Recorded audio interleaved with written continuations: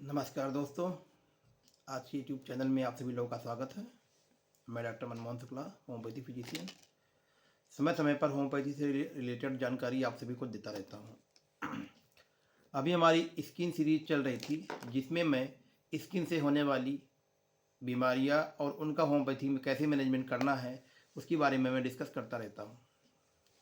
आज हम उसी क्रम में बात करते हैं दाद, रिंगवर्म। रिंगवर्म को कैसे हम होम्योपैथी से मैनेज कर सकते हैं।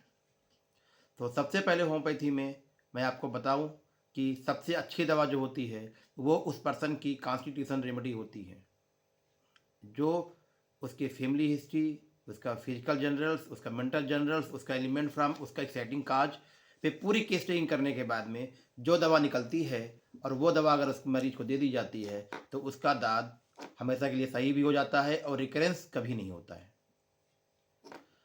उसके बाद भी थेरेपेटिक तौर पे कौन सी वो होम्योपैथी की ग्रेट मेडिसिन है जिनका हम लोग देखते हैं उपयोग करते हैं थेरेपेटिक तौर पे।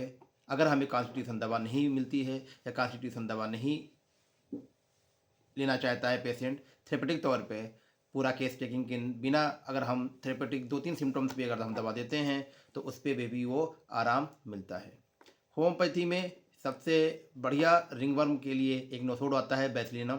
तो वो सबसे पहले बैसिलिनम 200 या 1 mg की सिंगल खुराक देने के बाद ही उसकी थेरेपेटिक दवा मेडिसिन स्टार्ट करते हैं दूसरे दिन से। होम्योपैथी में रिंगवर्म के लिए सबसे नंबर 1 की दवा आती है एपिस। अगर उसके दांत में खुजली हो रही है, जलन हो रही है और उसको ठंडक से आराम मिलती है, तब हम एपिस नामक दवा सोच सकते हैं। दूसरी दवा होती है रेस्टास या रसविन। इसमें भी रिंगवर्म से उसमें नमी जैसे जहाँ पे हो जाता है और उसमें हमेशा गर्म से आराम मिलता है। गर्म से आराम मिलता है तो वहाँ पे हम रस्टास सोच सकते हैं। बहुत ज़्यादा गर्म होता है, फोल्ड पे होता है और कभी कभी पानी से नमी से वहाँ होने के बाद में वो दाद हो जाता है। अंडर आर्म्स में, अंडर गारमेंट्स में जो भी देखा जाता है, ग्रोइन्स एरिया में सबसे ज़्यादा वहाँ पे रिंगवर्म पाया जाता है, तो वहाँ पे रस्टास हम सोच सकते हैं। तीसरी दवा होती है सीपिया। सीपिया को भी रिंगवर्म खुली हवा में ठंडे मौसम में बहुत ज़्यादा हो जाता है फेस का रिंगवर्म में, और रिंग खुरचने से खुजली शांत नहीं होती, बहुत ज़्यादा खुजली होती है। बसंत ऋतु में ये पाया जाता है। इसकी भी एक कॉन्स्टिट्यूशन दवा होती है कि चिली होना चाहिए पेशेंट, पानी से वो और बढ़ जाता है तो उस समय हम सीपिया सोच सकते हैं। लो पोटेंसी में 6 पावर में सीपिया बहुत अच्छा कार्य करती है रिंगवर्म के केस में। जितना अगर कॉन्स्टिट्यूशन दवा देते हैं वो हम 201 देते हैं, और थेरेपेटिक तौर पे दवा अगर हमें देना होता है तो हम लो पोटेंसी में प्रिस्क्राइब करते हैं। अगली सब king of psora is the sulphur. Sulphur बहुत अच्छी दवा होती है, होम्योपैथी में सोची जा सकती है। अगर सल्फर के पूरे सिम्टम्स मिलते हैं, A to Z सिम्टम्स मिलते हैं, टोटलिटी पे सल्फर मिल रही है, तो सल्फर से अच्छी कोई दवा होम्योपैथी में नहीं है रिंगवर्म के लिए। लेकिन टोटलिटी ऑफ सिम्टम्स सल्फर के मिलना चाहिए। अगली दवा है टेलुरियम।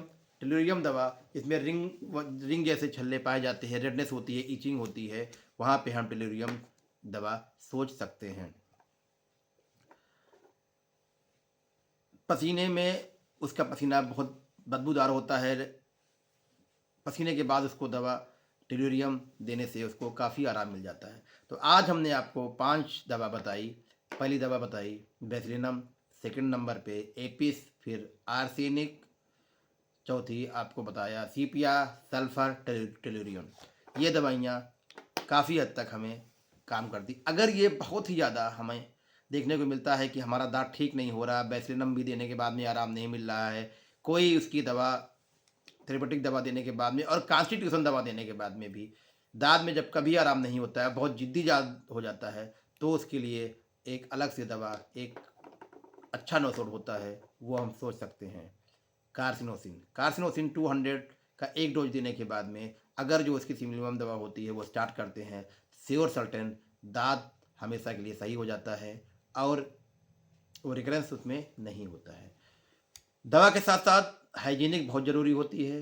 आपको हाइजीनिक प्रॉपर रहना चाहिए, 2 टाइम आपको नहाना चाहिए, अपने कपड़ों को गर्म पानी से धुलना चाहिए और प्रॉपर तरीके से हाइजीनिक होना चाहिए। ज़्यादा गंदगी से भी ये देखने को मिलता है कि दाद हो जाता है, और जो बहुत काम करते हैं लोग जिसमें पसीना आता है, वहाँ पे भी फोल्ड्स पे ज़्यादा दाद देखने को मिलता है।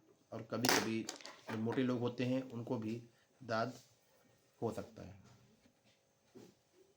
इसलिए दोस्तों, ये रिंगवर्म से के कैसा आपको वीडियो लगा, इसको आप लाइक कर दीजिए, शेयर कर दीजिए और अपने चैनल को सब्सक्राइब कर दीजिए। मिलते हैं दोस्तों अगले वीडियो के साथ।